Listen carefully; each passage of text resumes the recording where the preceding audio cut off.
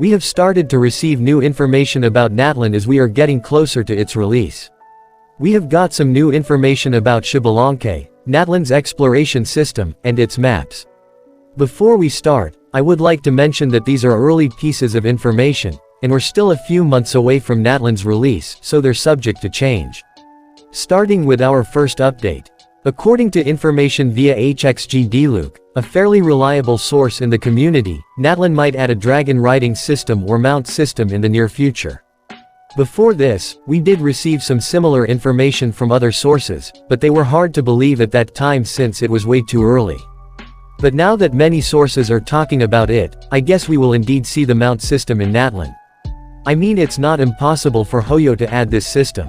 Before Fontaine's release, when we heard that we would be able to explore underwater, it was hard to believe even then, so you're free to speculate this time as well. The source also shared some crumbs about Xbalanque, one of the upcoming playable characters.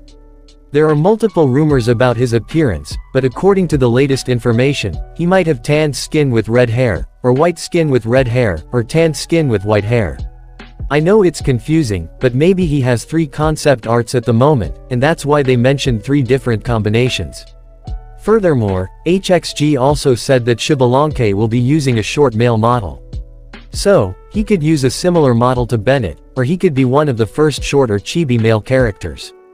It's bad news for Xbalanque lovers like me, but we can't do anything about it and can only hope that he gets to use a tall model. Moving on, according to Utevet, the Natlan chapter is going to adopt a performing arts-centered design philosophy, similar to the 4.6 Remeria World Quest. It means that Hoyoverse will focus more on Natlan's story and its culture, but it doesn't mean that they won't pay much attention to the overworld exploration either. According to the source, everything about Natlan will be heavily centered around the story, but it won't be like Sumeru where the maps were locked behind a bunch of world quests. Hoyo will also improve the music and animation in Natlan, which they have already confirmed through their recent post about new device requirements.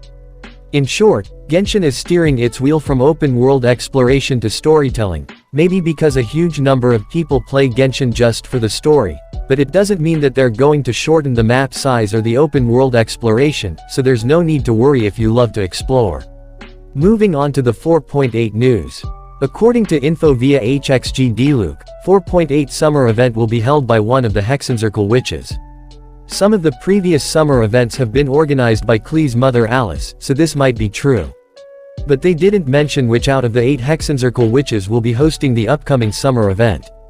Furthermore, the event quest story will be based on fairy tale topics, and characters like Navia, Nilu, Wanderer, Kirara and Durin will be featured in the event quests. For those who don't remember, Durin is a shadow dragon created by Gold, one of the Hexencircle witches who invaded Mondstadt 500 years ago. It was slain by Dwalin and its corpse landed at the snowy mountain of Vindinir, which is now known as Dragonspine. They also mentioned that players might be able to ride Durin Dragon as a test for Natlan's system. It is still unclear how Hoyo plans on doing that, but it implies that dragon riding could be one of the main highlights of Natlan. Well, that is all the information we have received in the past 24 hours. If you enjoyed this video, make sure to smash that like button, hit subscribe, and turn on notifications so you never miss any updates.